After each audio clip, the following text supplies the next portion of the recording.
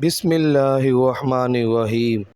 شروع اللہ کے نام سے جو بڑا مہربان نہایت رحم کرنے والا ہے۔ آج میں جو واقعہ بیان کرنے جا رہا ہوں وہ حضرت ابو ذر رضی اللہ تعالیٰ عنہ کا ایمان لانے کا ہے۔ ابو ذر رضی اللہ تعالیٰ عنہ اپنے شہر یثرب میں ہی تھے کہ انہوں نے نبی کریم صلی اللہ علیہ وسلم کے متعلق کچھ اڑتی سی خبر سنی۔ انہوں نے اپنے بھائی سے کہا، تم جاؤ مکہ میں اس شخص سے مل کر آؤ۔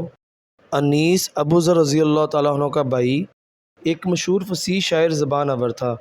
وہ مکہ میں آیا، نبی کریم صلی اللہ علیہ وسلم سے ملا، پھر بھائی کو جا کے بتایا، میں نے محمد صلی اللہ علیہ وسلم کو ایک ایسا شخص پایا جو نیکیوں کے کرنے اور شر سے بچنے کا حکم دیتا ہے۔ ابو ذر بولے، اتنی سی بات سے تو کچھ تسلی نہیں ہوگی۔ آخر خود پیدل چل کر مکہ پہنچے۔ حضرت ابو ذر رضی اللہ تعالیٰ عنہ حضور صلی اللہ علیہ وسلم کی شناخت نہ تھی اور کسی سے دریافت کرنا بھی پسند نہ کرتے تھے۔ آپ زمزم کا پانی پی کر کعبہ اللہ میں ہی لیٹے تھے کہ حضرت علی رضی اللہ تعالیٰ عنہ آئے۔ انہوں نے پاس کھڑے ہو کر کہا، یہ تو کوئی مسافر معلوم ہوتا ہے۔ ابو ذر رضی اللہ تعالیٰ عنہ بولے، ہاں۔ حضرت علی رضی اللہ تعالیٰ عنہ بولے، اچھا میرے ہاں چلو۔ یہ رات کو وہیں رہے۔ نہ حضرت علی رضی اللہ تعالیٰ عنہ نے کچھ پوچھا، نہ ابو ذر رضی اللہ تعالیٰ عنہ کچھ بتایا۔ صبح ہوئی، ابو ذر رضی اللہ تعالیٰ عنہ پھر کعبہ میں گئے۔ دل میں ان حضرت صلی اللہ علیہ وسلم کی تلاش تھی، مگر کسی سے دریافت نہ کرتے تھے۔ حضرت علی رضی اللہ تعالیٰ عنہ پھر آپ پہنچے۔ انہوں نے فرمایا، شاید تمہیں اپنا ٹھکانہ نہیں ملا۔ ابو ذر بولے، ہاں۔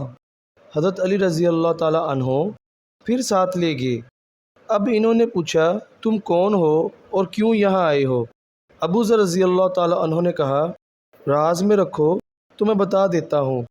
حضرت علی رضی اللہ تعالیٰ عنہ نے وعدہ کیا۔ ابو ذر رضی اللہ تعالیٰ عنہ نے کہا، میں نے سنا ہے کہ اس شہر میں ایک شخص ہے جو اپنے آپ کو نبی بتاتا ہے۔ میں نے اپنے بھائی کو بھیجا تھا، وہ یہاں سے کچھ تسلی بخش بات لے کر نہ گیا، اس لیے خود آ گیا ہوں۔ حضرت علی رضی اللہ تعالیٰ عنہ نے کہا، تم خوب آئے ہو اور خوب ہوا کہ مجھ سے ملے ہو۔ دیکھو میں انہی کی خدمت میں جا رہا ہوں، میرے ساتھ چلو۔ میں پہلے اندر جا کر دیکھوں گا، اگر اس وقت ملنا مناسب ہوگا تو دیوار کے ساتھ لگ کر کھڑا ہو جاؤں گا، گویا جوتا درست کر رہا ہوں۔ الغرض ابو ذر رضی اللہ تعالیٰ عنہ حضرت علی رضی اللہ تعالیٰ عنہ کے ساتھ خدمت نبوی صلی اللہ علیہ وسلم میں پہنچے اور عرض کیا، مجھے بتایا جائے اسلام کیا ہے۔ ان حضرت صلی اللہ علیہ وسلم نے اسلام کی بابت بیان فرمایا اور ابو ذر رضی اللہ تعالیٰ عنہ اسی وقت مسلمان ہو گئے۔ نبی کریم صلی اللہ علیہ وسلم نے فرمایا، ابو ذر تم ابھی اس بات کو چھپائے رکھو اور اپنے وطن میں چلے جاؤ، جب تمہیں ہمارے ظہور کی خبر مل جائے تب آنا۔ ابو ذر رضی اللہ تعالیٰ عنہ بولے، باخدا میں تو ان دشمنوں میں اعلان کر کے جاؤں گا۔ اب ابو ذر رضی اللہ تعالیٰ عنہ کعبہ کی طرف آئے۔ قریش جمع تھے۔ انہوں نے سب کو آواز بلند کلمہ شہادت پڑھ کر سنایا۔ قریش نے کہا، اس بے دین کو مارو۔ لوگوں نے انہیں مارنا شروع کر دیا۔ اتنے میں حضرت عباس رضی اللہ تعالیٰ عنہ آ گئے۔ انہوں نے جب انہیں جھک کر دیکھا تو کہا، کم بختو، یہ قبیلہ غفار کا آدمی ہے۔ جہاں تم تجارت کو جاتے اور کھجورے لاتے ہو۔ لوگ ہٹ گئے۔ اگلے دن انہوں نے پھر سب کو سنا کر کلمہ پڑھا۔ لوگوں نے پھر مارا اور حضرت عباس رضی اللہ تعالیٰ عنہ نے ان کو چھڑایا۔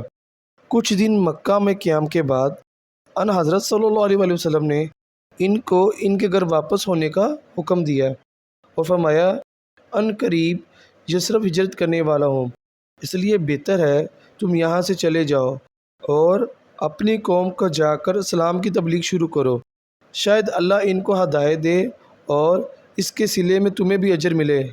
انہوں نے آپ صلی اللہ علیہ وسلم کا ارشاد پاتے ہی روانگی کی تیاری شروع کی اور وطن کا سفر شروع کرنے سے پہلے اپنے بھائی انیس سے ملے۔